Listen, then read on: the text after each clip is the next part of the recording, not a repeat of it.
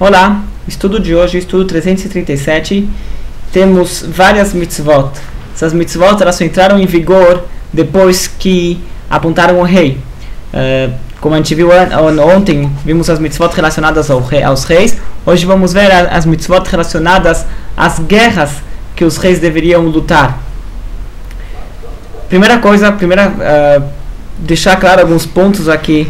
Essas mitzvot elas podem parecer um pouco estranhas na nossa mentalidade, nossa cultura atual, mas elas fazem parte das mitzvot da Torá, e o próprio Maimônides ele já dá uma explicada mais ou menos como funciona isso. É bastante interessante, é um pouco comprido, mas vamos ver. Mitzvah 177, mandamento positivo 187, desculpa, que é a guerra contra as 7 nações. Tinham 7 nações vivendo na terra de Israel no momento que os judeus chegaram lá. Quando eles saíram do Egito, no momento que eles chegaram lá, tinham 7 nações que moravam lá. Na verdade, todas elas descendiam de uma tribo só, que se separaram em 7 nações. Essas 7 nações, elas foram, a partir dessa tribo original delas que começou a surgir o conceito de idolatria no mundo. E Deus deu uma instrução para o povo judeu, ainda no deserto, quando vocês chegarem lá em Israel, vocês têm uma mitzvah que vocês devem matar e exterminar todos esses 7 povos. Vocês não devem deixar, não pode sobrar nenhum. Teve um lance que eles chegaram lá, eles abriram a possibilidade de para aquele povo que quisesse sair, podia sair.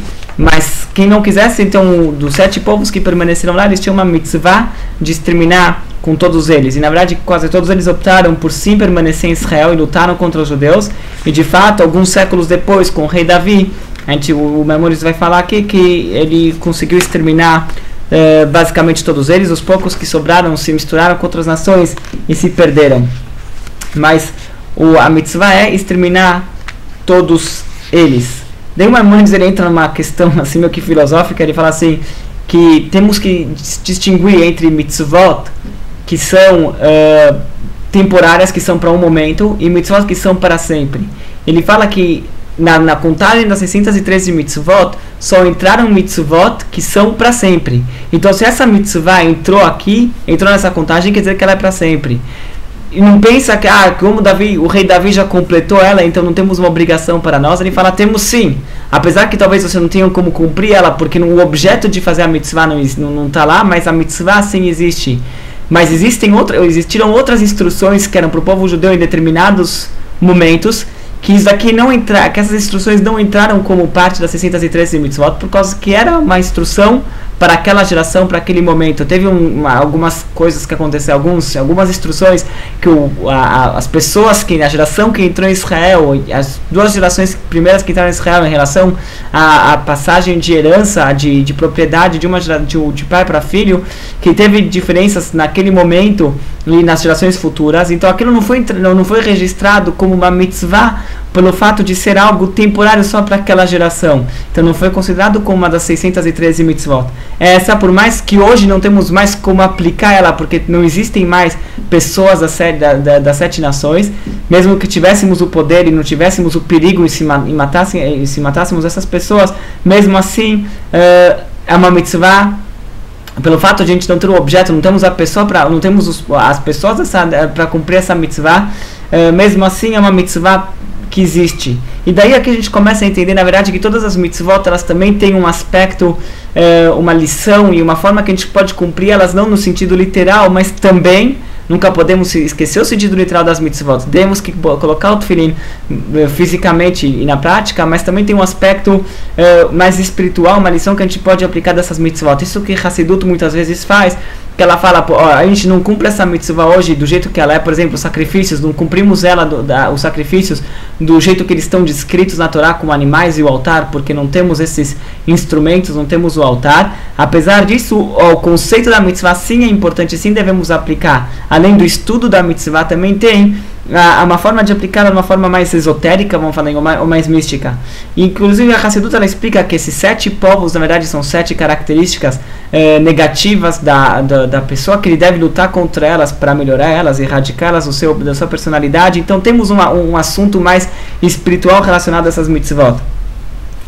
Então tem a mitzvah, o mandamento positivo, que é exterminar os 7 povos. Depois temos a proibição de número 49, que é não poupar a vida de nenhum homem dessas 7 nações. E depois temos a mitzvah 188, que é devemos exterminar os descendentes de Amalek. Amalek não fazia parte desses 7 povos. Eles eram, na verdade, descendentes de Esav, são primos nossos, de uma certa forma. Esav era o irmão gêmeo do Jacó. Ele tinha um filho meio que bastardo, que era o Amalek. E esse Amalek, ele se tornou um povo depois. Os descendentes desse Amalek se tornaram um povo. E foi o primeiro povo que lutou contra os judeus quando eles saíram do Egito. Então, só para tentar ilustrar a cena, imagina o povo saiu do Egito depois das 10 pragas, depois da abertura do mar.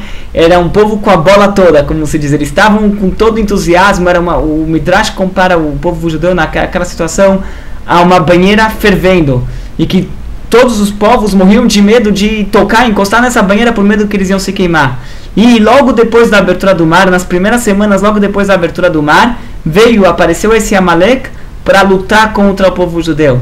E é lógico que isso aqui esfriou e trouxe o povo judeu perdeu um pouco daquele entusiasmo. Eles estavam com todo o entusiasmo que eles iam receber a Torá, saíram do Egito, atravessaram o mar. Uma semana depois que eles saíram do Egito, eles atravessaram o mar. Eles estavam a caminho do Monte Sinai para receber a Torá. Eles estavam se preparando para receber a Torá. E no meio do caminho surge um balde de água fria que veio esfriar e estragar todo aquele entusiasmo. Isso do que foi Amalek.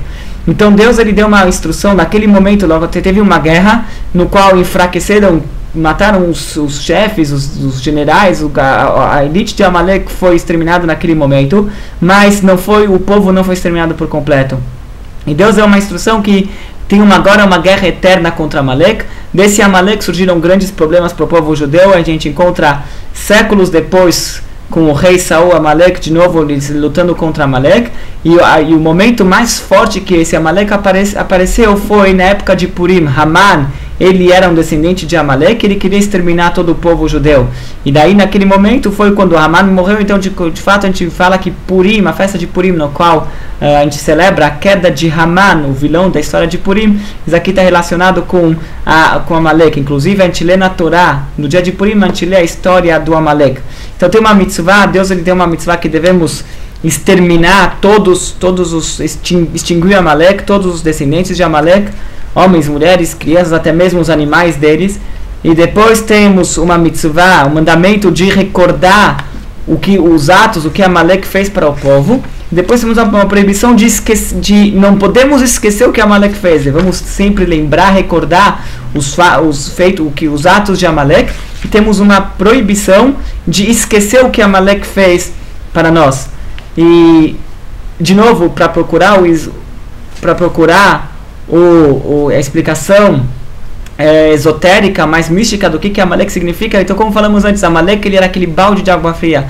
Às vezes a pessoa ele tem um entusiasmo para algum aspecto religioso ou para fazer o bem, e de repente vem um pensamento ou vem uma outra pessoa que chega e fala e dá uma esfriada na pessoa. Calma, não é bem assim, não seja tão idealista, tem problemas você está tão entusiasmado. Existe um Amalek interno, vamos falar, um Amalek de dentro da pessoa que ele pode esfriar o entusiasmo para alguma coisa boa. Então isso que é algo que devemos erradicar de qualquer modo. Devemos lutar contra a frieza, tornar as boas ações são parte do cotidiano e perder o entusiasmo.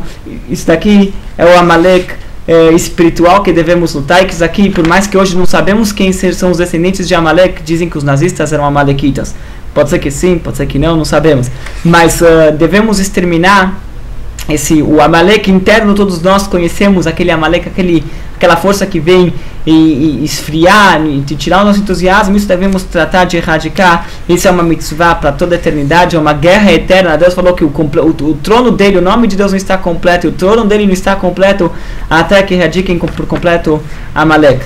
Então essa que é o estudo de hoje, que falam das guerras que os reis deveriam lutar. Que na verdade está escrito quando os judeus entraram em Israel, eles tinham que tiveram 3 mitzvot: apontar um rei, exterminar Amalek e construir o Beit HaMikdash, tinha que ser especificamente nessa ordem. De fato aconteceu assim, não é que exterminaram Amalek por completo, sobrou lá um pouquinho, mas eles apontaram o rei, demorou alguns séculos até que apontaram o rei, foi o Shaul. Shaul, ele lutou contra Amalek, ele matou quase todos os amalequitas. Esse foi um dos erros de Shaul, que ele tinha o poder de exterminar todo o povo e ele não exterminou.